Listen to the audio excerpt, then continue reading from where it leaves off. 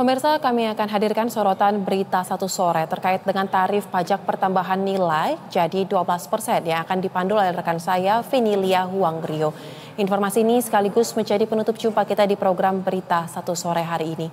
Akhir kata saya Soza Hutapea, atas nama seluruh kru yang bertugas mengucapkan terima kasih atas kebersamaan Anda. Jangan lupa juga untuk ikuti seluruh akun media sosial kami, baik di Instagram, X maupun di YouTube. Jaga kesehatan dan tetap semangat. BTV, televisi paling menghibur.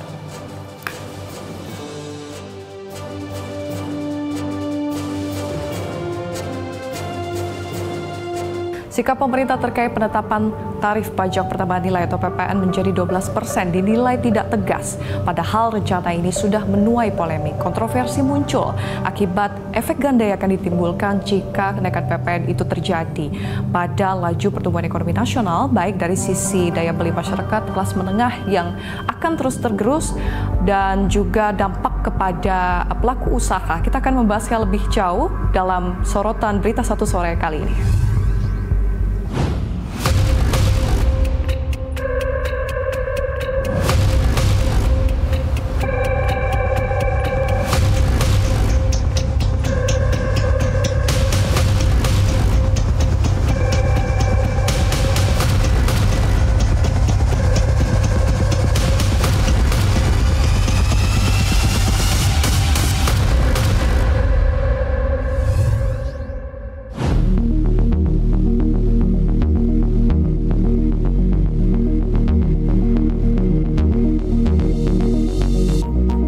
Polemik kebijakan tarif pajak pertambahan nilai atau PPN menjadi 12% masih bergulir di tengah masyarakat.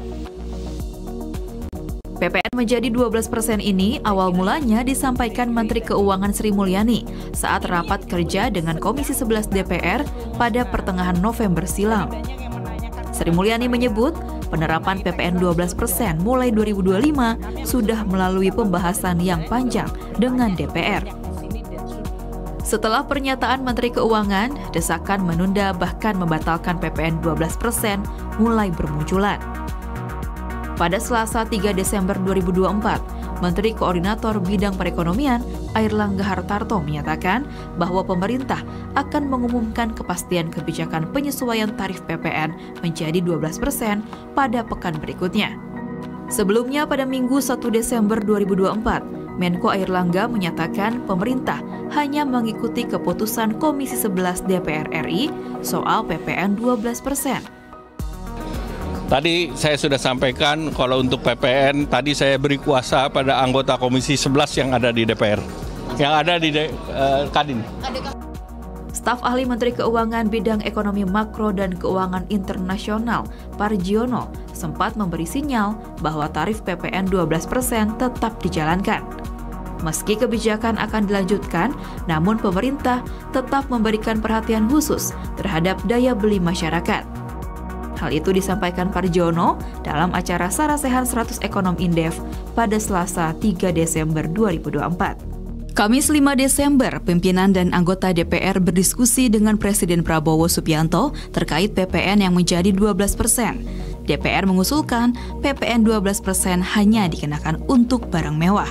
Barang pokok yang menjadi kebutuhan utama masyarakat tidak akan dikenakan PPN 12%. Untuk PPN 12% akan dikenakan hanya kepada barang-barang mewah. Jadi secara selektif. Kemudian yang kedua, barang-barang pokok dan berkaitan dengan pelayanan dan lain-lain yang langsung menyentuh kepada masyarakat masih tetap akan diberlakukan pajak yang sekarang yaitu 11%. Bayang-bayang PPN menjadi 12%, diprediksi akan menjadi awan mendung bagi perekonomian Indonesia.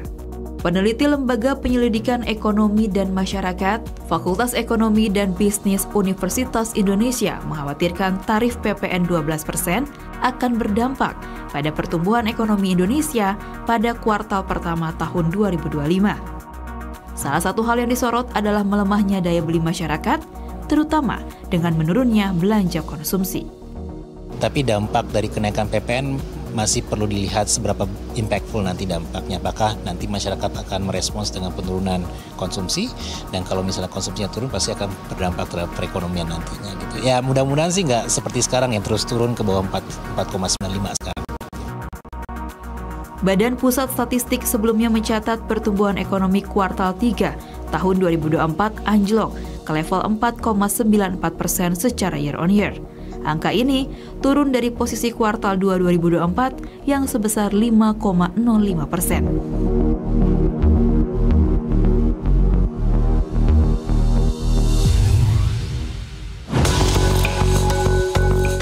Desakan kepada pemerintah untuk menunda dan membatalkan PPN 12% terus mengemuka.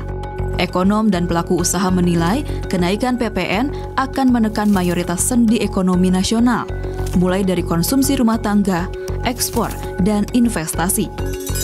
Selain itu, kenaikan PPN akan mendongkrak laju inflasi, memicu pemutusan hubungan kerja massal, hingga penurunan jumlah kelas menengah.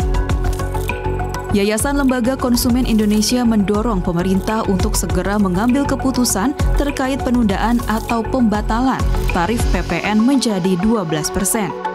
Pelaksana tugas Ketua Pengurus Harian YLKI, Indah Sukmaningsih menegaskan bahwa sudah banyak pihak yang menanggapi rencana kenaikan PPN mulai dari pakar, pelaku usaha, berbagai lapisan masyarakat, hingga wakil rakyat di DPR.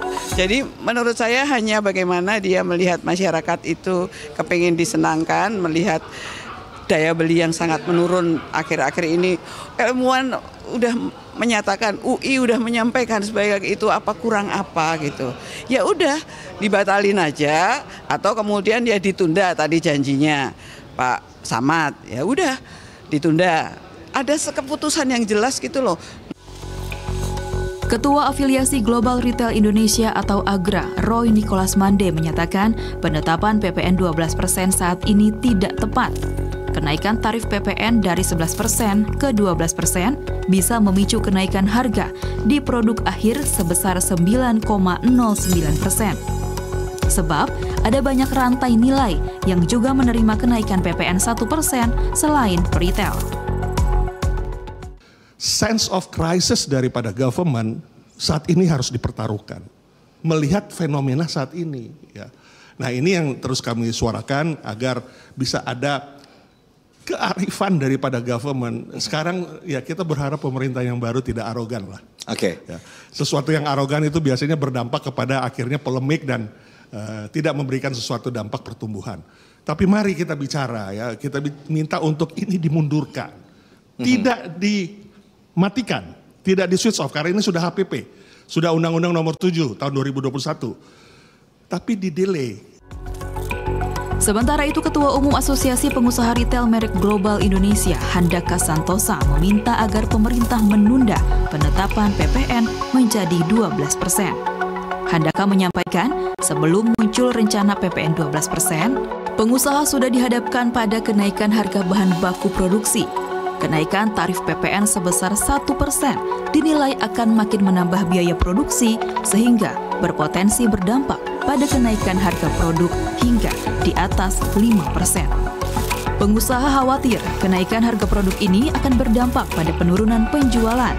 Apalagi daya beli masyarakat cenderung melemah sehingga cenderung menahan belanja. Handaka menekankan, jika pemerintah tetap menetapkan PPN menjadi 12% mulai 1 Januari 2025, situasi pengusaha akan makin sulit. Tentunya apabila pengeluaran lebih besar, tentunya mereka akan mengerem, mengurangin jumlah yang dibelanjakan. Dan untuk satu retail atau toko, apabila hasil penjualan itu tidak tercapai, sedangkan kos, biaya gaji, biaya listrik kan tidak turun, ya termasuk sewa mal dan lain-lain. Sehingga ini menjadi satu situasi yang agak sulit, sehingga kita tentunya akan memilih mengurangi toko yang ada dibandingkan dengan menjalankan dengan hasil yang merugikan. Salah satu yang dikhawatirkan terkait tarif PPN menjadi 12% adalah memicu gelombang pemutusan hubungan kerja. Lagi-lagi, bukan hanya membebani masyarakat, namun juga kalangan pengusaha.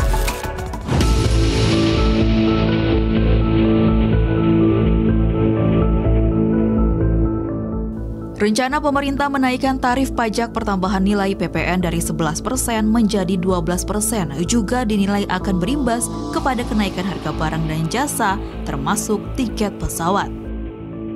Ekonom Universitas Paramadina, Wijayanto Samirin menyatakan, meski harga tiket pesawat akan lebih mahal apabila tarif PPN 12% telah diberlakukan, pemerintah tidak sepatutnya meminta maskapai penerbangan untuk menurunkan harga tiket pesawat.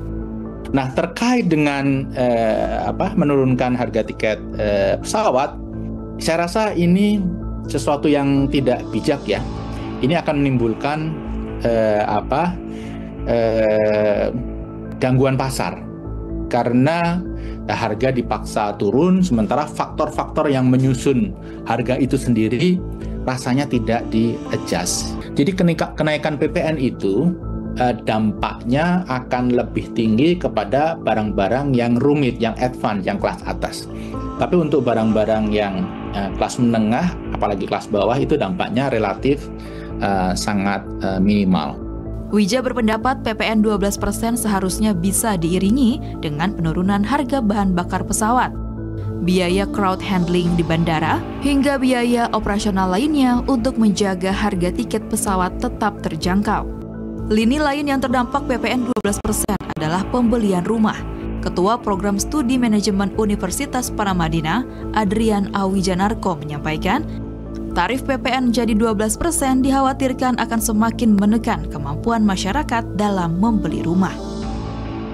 Nanti misalnya kalau memang terjadi gitu ya, memang akan dilaksanakan, nah ini jangan sampai nanti bubble gitu ya, artinya banyak yang tidak bisa terjual gitu ya. Nah ini kan berkaitan sama nanti juga financing, KPR dan sebagainya. Ini kan semakin sulit ya gitu ya.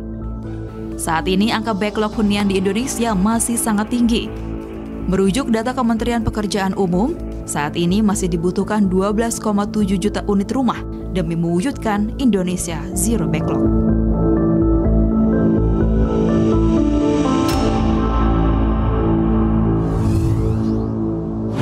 Publik menanti dengan harap-harap cemas terkait dengan penerapan PPN menjadi 12% di tahun depan. Keputusan apakah akan tetap diterapkan, ditunda ataupun dibatalkan masih harus menunggu pengumuman resmi dari pemerintah. Masa menunggu ini bisa menciptakan ketidakpastian dan keresahan masyarakat. Kondisi ini juga bisa berujung mengganggu stabilitas dan kepastian usaha hingga iklim investasi.